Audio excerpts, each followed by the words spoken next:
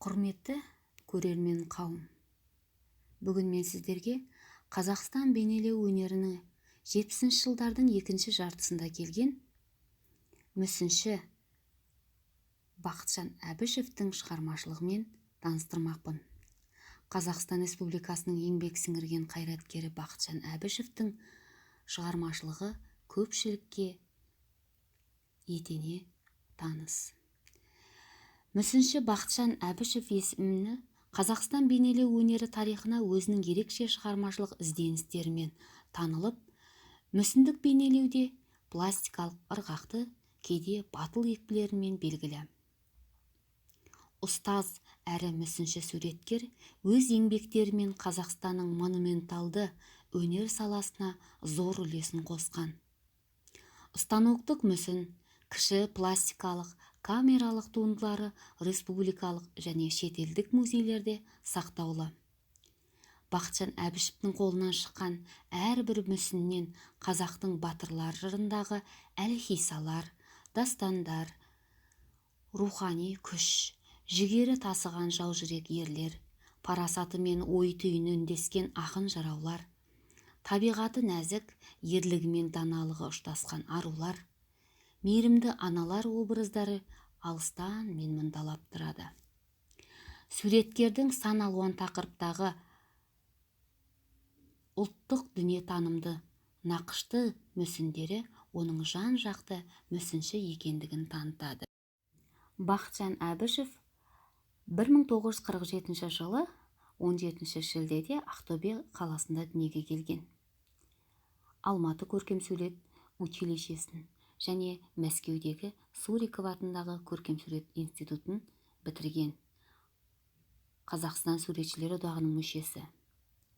Жастар сыйлығының және комсомол, Ленин комсомол сыйлықтарының лауреаты. Қазақстанның еңбек ері үшін медалінің иегері, Қазақстанның еңбек сіңірген өнер қайраткері, профессор.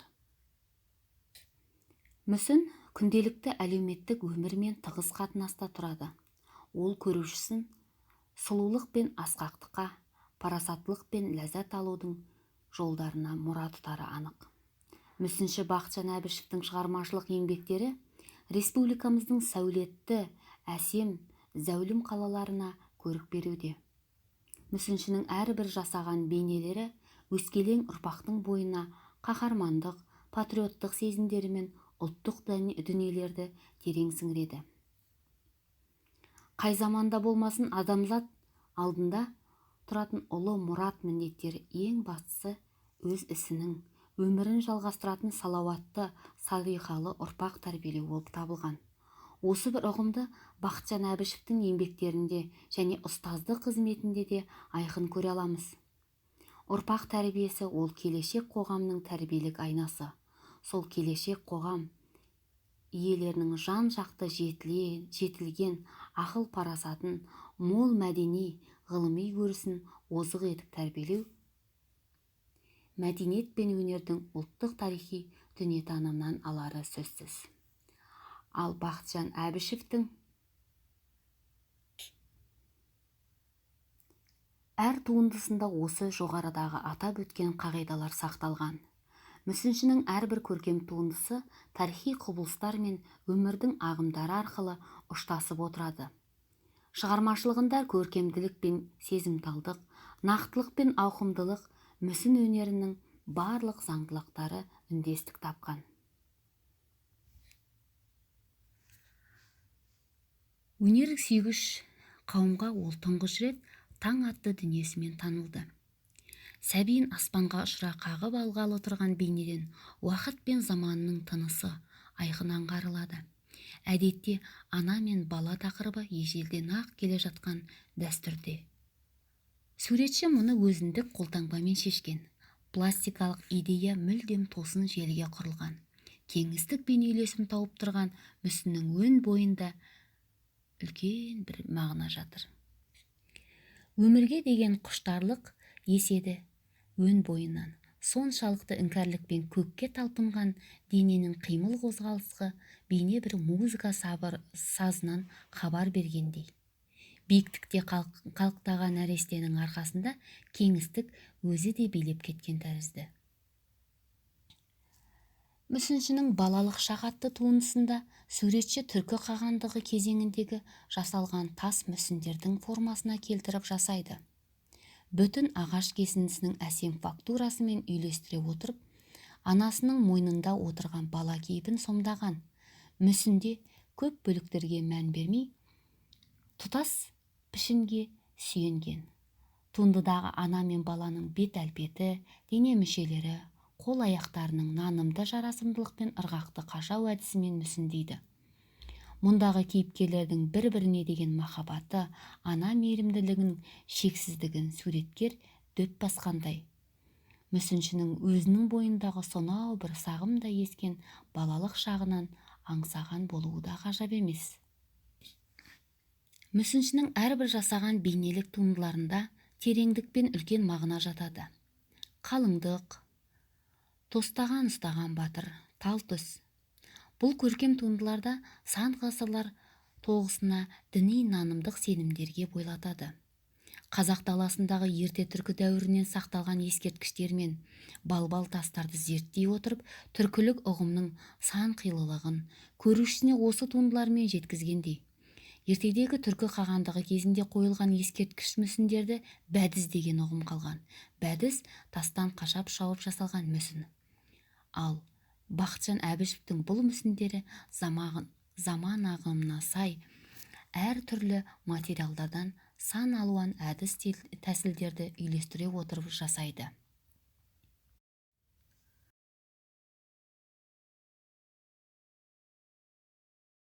Біз қазақ халқы тегіміз түркі, түлегіміз жылқы деп өскен елміз. Осы бір қасиетті түліктің қазақ халқы үшін орны орасан. Жылқы қазақтың ұлттық сана сезімі, әдет ғұрпы, мәдениет пен өнерінің тұтас бір айырылмас бөлігіне айналған. Мүсінші Бақытжан Әбішевтің шығармаларында қазақтың кең байтақ даласының болат тұяғымен дүбірлетіп оятқан, ауыздығымен алысқан арғымақтар мен қазақ батырларының мұңы мен зарын түсінетін сәйгүліктері көрген көзді тұңғиыққа жетелері сөзсіз.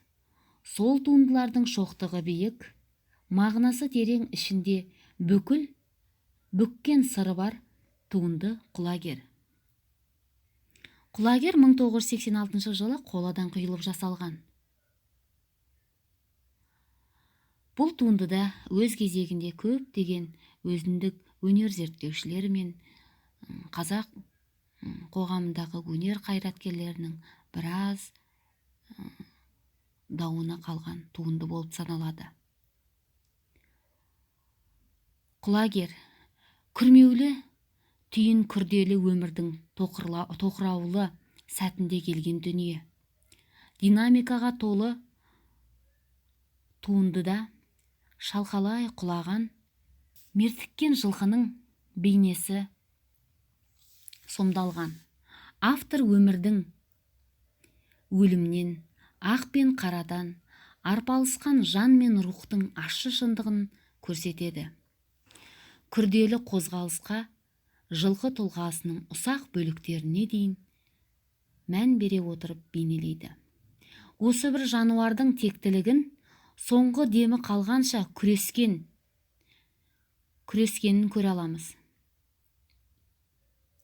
Көз қарашығынан шыңғыра ышқырына жан тәсілім сәтті бейнеленеді. Туынды бойында талай қазақ зиялыларының, ұлт жанды рухты азаматтарының да осындай ажал құшқанын көз алдымызға елестетеді. Мүсінші Бақытжан Әбішев жасаған Ұран, Бүркітші, Томирис, Күту, Салт атты, Тал түс, Олимпиадашы, Махамбет пен Исатай образдарында ортақ рух жылқы. Желмен жарысқан ер қанаты арғымаққа әр түрлі мінез беру арқылы өзі сомдап отырған образдың да мінезін тауып тірілте түседі. қазақыландырады әрі поэтикалық мағынаға ендіреді. Бақытжан Әбішев Атырау қаласындағы 2003 жылы Махамбет Өтемісұлының 200 жылдық мерейтойына орай қазақ халқының батыр ұлдары, ұлттық қаһармандары Исатай Тайманұлы мен Махамбет Өтемісұлының қос салтатты монументінің авторы болды. Ескерткіш жұп атты болып келіп, жалпы құрылымы барельефпен көмкерілген. Кешеннің мүсіндік бөлігінің биіктігі 5 метрден, ал жалпы ірге, яғни жерден есептегенде 10 метрден аса. Қоладан құйылып жасалған композицияда иығына домбырасын асылған Махамбет пен басында дуылға киген Исатай бейнесі сомдалады. Қос арғымаққа мініп, қатарласа шауып келе жатқан Махамбет пен Исатай бір тұғырға орнатылған. Бұл олардың тағдырластығы. Исатай басшы, мен қосшы деп ақынның өзі айтпақшы. Махамбет пен Исатай Тайманұлының сәулеттік мемориалдық кешені жоғарғы кәсіби деңгейде орындалған. Қазақ жеріндегі бір тұғырдағы екі салтаттының мүсіндік туындысы. Мұнда бұл ескерткіште ұлы қазақтың батырларының тұлғалары мен ішкі қуатты рухы айқын көрсетіледі. Бұл мүсіндерде ерліктің, патриоттық сезімнің нағыз айғағы деп білеміз. Мүсінші Бақытжан Әбішевтің жыр алыбы Жамбыл Жабаев атамыздың ескерткішін көрікті қаламыз Алматының орталығында орналастырады. Достық даңғылының бойындағы қарт ақынның түр тұлғасы, шынайы мінез құлқы, болмысының барлық айғағы ол алыстан мұңдайлап көрінеді. Қолына домбырасын ұстап, алысқа көз қиығын тастаған ақын бейнесі өз халқына үнемі жақын екенін білдіріп отырған. Мүсінші әрі суреткер Бақытжан Әбішев шығармашылығындағы монументалды мүсіндердің аса құндылығы ол пластикасының жоғарғы деңгейін айқын әрі классикалық үлгіде шынайы дөп баса беруінде. Мұндағы әрбір бейнеден терең ұлттық негіз, сонау бір байырғы өмірдегі қазақ даласында өскен әрбір нақыштары шынайы бейнеленіп отырған. Сондай-ақ монументалды мүсіндерінің ішінде қазақ халқының батыр қызы Әлия Молдағұлованың монументі Ақтөбе қаласында 2005 жылы бой көтерді. Шешімдері дәлме-дәл ерекше табылған мүсінде қазақ әйелдерінің ұлттық дүниесінен бөлек патриоттық батырлығы шынайы көрсетіледі. Отанға деген жанкештілік пен сүйіспеншілігі керемет орналасқан. Суреткер жас өрімдей қыздың асқақ арманы мен сүйкімді сұлулығын, күнделікті қиыншылығын, әскери парызын, қаһармандық ерлігін жан толғандыра еркін бейнелей түскен. Суретшінің шығармашылығы тек қана монументалдық қана емес, станоктық мүсін, керек десеңіз камералық кіші пластикалық туындылары да ерекше. Солардың ішінде камералық нысандарындағы жұмыстарында суретші ішкі жан дүниесіндегі ойларын үнемі іске асырып отырады. Бұл жұмыстарда абстрактылы элементтер, фигуралардың әртүрлі терең ойға шомылатын қасиеттері басым көрініп отырады. Суретші Бақытжан Әбішев өз жұмысын жақсы білетін, ұстаның қолында ағаш жылы әрі көлемді, ал суық тас қатал формаларға ие, металл фантастикалық образдарға ие болады.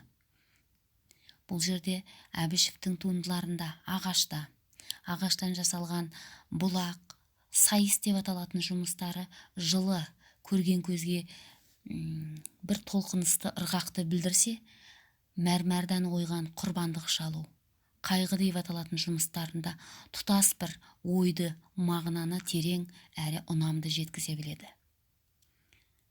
Ал өзіне ең жақын әрі түсінікті материал қола. Қола материалынан суретші көптеген туындылар жазған. Соның ішінде күйші, ұран, ұмаяна, салт атты сияқты шығармалары әр алуан формалардың мағыналарына ие болып келген. Суретшінің күйші деп аталатын жұмысы 1973 жылы жасалынған. Бұл туындыда махаббат пен шаттыққа, күнәһарлық пен пендешілікке толы дүние жалғанның өзінің де пендешілігін ұмытып отыратын, алай-дүлей ішкі сезімдерін күй шанағынан төгіп ширығып отырған психологиялық тұрғыда өте дәл тапқан. Мүсінші Әбішевтің терең мазмұнды шығармаларының атап айтарлықтай бір ерекшелігі жоғарғы кернеуі драматургиялық сипаты. Туындыларында өмірдің ең жоғарғы сәттерін ұстап, тап басып бейнелейді. Пластикалық тұрғыдан алғанда, беташарда өзінің философиялық негізін тапқан. Мұндағы қалыңдықтың бетін ашу, оның құпия жамылғысын ашумен тең. Шығыстық дәстүр иірімдерімен келтірілген туындыда әйел нәзіктігін, тал бойындағы жан адамға ашпаған қасиеттерінің жұмбағын көрермен назарына драмалық көңіл күймен жеткізеді. Отанымыздың байтақ өлкесінде бой көтерген әрбір қазақтың патриоттық рухын асқақтататын елімізге белгілі ескерткіштері Әлия мен Мәншүк, Абай, Кенен Әзірбаев, Қаныш Сәтбаев, Бұхар Жырау, Мәшһүр Жүсіп, Сәкен Сейфуллин, Тоқаш Бокин, Сұлтан Махмұт Торайғыровтар әрі қарай тізбектері саны еселей береді. Осы мүсінші туындылардың өз қолымен туындаған тынысы кең дүниелер. Қорыта келсек, мүсін өнері белгілі бір ұлттық салт дәстүрін дәріптеуші, тарихын әріге апарушы ғана емес, сол елдің өз тарихын, тұлғаларын тану, құрметтеп ұрпағын отаншылдыққа тәрбиелеу. Ал мүсінші тек әлемнің немесе әлдененің мүсінін бейнесін толғалаушы ғана емес, ол сол өмірдің суреткері, философы. Суреткер мүсінші осы тұста Бақытжан Әбішевтің еңбектері нағыз қазақи болмысты, бір қарағанда жазбай танытатын керемет туындылар мен дүниелерден тұрады. Яғни бүгінгі таңда біздің Бақытжан Әбішұлының әрбір еңбегі сол патриоттық, қаһармандық қазақтың бүкіл тағдырын, барлығын жан-жақты зерттеп, дәріптей алатын туындылардан тұрады.